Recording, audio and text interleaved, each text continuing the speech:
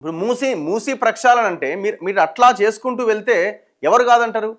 ఒకవేళ ఇండ్లు అక్కడ ఉంటే వాటిని వాళ్ళకి మంచిగా సాటిస్ఫై అయ్యేలాగా పరిహారం ఇచ్చి వాళ్ళని సాటిస్ఫై చేసి ఆ ప్రజలను అక్కడ ఉన్న వాళ్ళు అక్కడి నుంచి వెళ్ళిపోమంటే ఎందుకు వెళ్ళరు? ఇది ఒక భాగం. ఫ్యూచర్ సిటీ అట. ఏం చేశారు ఫ్యూచర్ సిటీలో? పేద రైతుల యొక్క భూములు తీసుకోవడం తప్ప దానివల్ల వచ్చింది ఏంది? ఆనాడు కేసీఆర్ ఫార్మా సిటీ కోసం తీసుకున్న 15,000 ఎకరాలు ఇంకో 15,000 ఎకరాలు తీసుకొని మొత్తం రైతులని భూమి లేని వాళ్ళుగా తయారు చేసింది. ఆ ఫ్యూచర్ సిటీలో వాళ్ళకి ఏమైనా ఉద్యోగాలు ఉంటాయా? వాళ్ళ పిల్లలకి ఏమైనా భవిష్యత్తు ఉంటుందా? ఎవరికి ఉండదు. ఇప్పుడున్న సైబరాబాద్ సిటీలో, హైదరాబాద్ సిటీలో, సికింద్రాబాద్ సిటీలో, ఈ సిటీల్లో తెలంగాణ ప్రజల వాటా ఎంత? వాళ్ళకి ఏం ఉద్యోగాలు వస్తున్నాయి? ఆలోచించాలి ఒకసారి. ట్రిపుల్ ఆర్ నిన్ననే అలైన్మెంట్ మార్చిరని దుమ్మెత్తి పోస్తున్నారు జనం అంతా. ఎందుకు? వాళ్ళ భూములు పోతున్నాయి, రైతుల భూములు. ఎవరి కోసం ఆ ట్రిపుల్ ఆర్?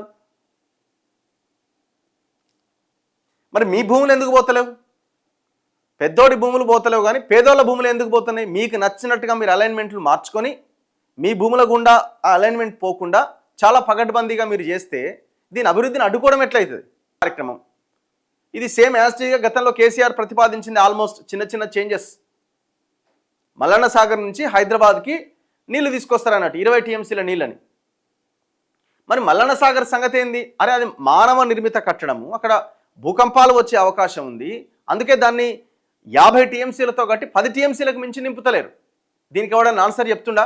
పోయిన గవర్నమెంట్ చెప్పదు, ఈ గవర్నమెంట్ దాని మీద ఎంక్వైరీకి ఆదేశించదు. ఎందుకు? కట్టింది మెగా కృష్ణ.